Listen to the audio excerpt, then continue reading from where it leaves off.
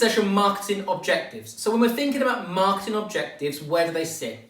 You've got mission statements at the top level, underneath the corporate or business objectives, and underneath that you've got your functional objectives, sometimes referred to as your department objectives. And of course, marketing is a type of department. And the very broad objective of a marketing department will likely be increased sales. So within those increasing of sales or increased sales, the thing that we need to think about is more granular about that, deeper. So it could be that they're looking to increase their sales volume. Now your sales volume is simply the amount of units that you sell. Or it could be your sales value. Now your sales value is different to your volume because your sales value looks at the monetary value of those sales.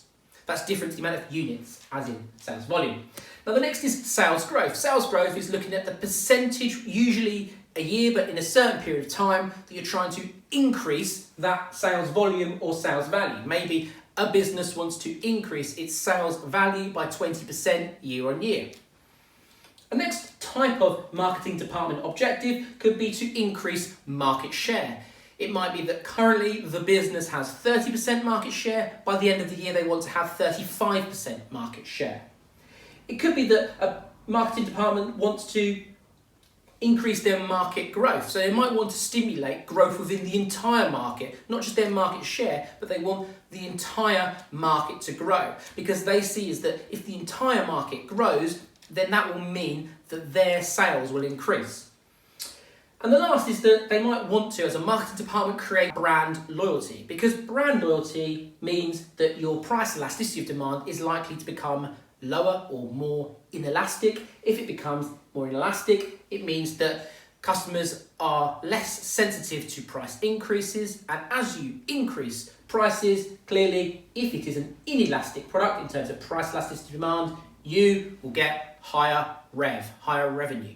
Now the last thing to look at is the influences on those marketing objectives. Well, they can be internal or external. Internal means they just come from inside the business, and external means they come from outside the business. Let's start with internal. So it could be the mission statement or the corporate objectives. Well, because they drive the functional objectives, they drive the department objectives. So if they are saying to do something, then that will mean that the marketing department must follow that corporate objective in terms of its objectives. Also, you want to look at the other departments when thinking about the influences on the marketing department. The finance department might have resource constraints, it might have finance constraints, and that will clearly impact the amount of marketing you do. It might mean you have to do marketing in a different way. If you've got real constraints and the amount of finance available, maybe you need to use cheaper alternatives. Maybe you need to look at social media, for example. The next is operations. So operations, if the operations department has production issues, they can't keep up with the volume of sales that you're trying to make, maybe you need to switch away from increasing your sales growth to more brand loyalty, for example, so you can increase the prices on the level of units that you are actually able to produce. HR. So HR, it might make sense that your objectives would be in line with if you have the skilled labour to do certain types of marketing.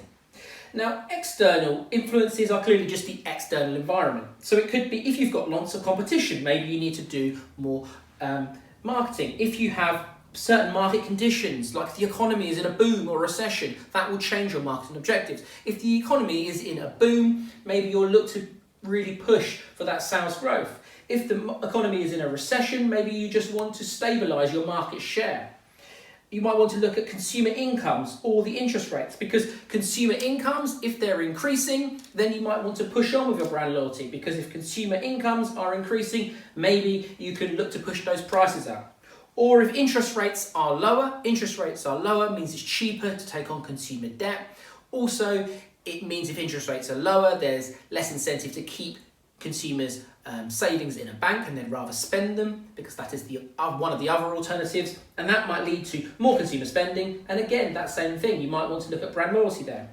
And the last thing is you might want to link up into any demographic changes, any environmental changes, any ethical changes, because that will clearly change your marketing objectives. So I hope that helps with marketing objectives influences, and I'll see you at the next sesh.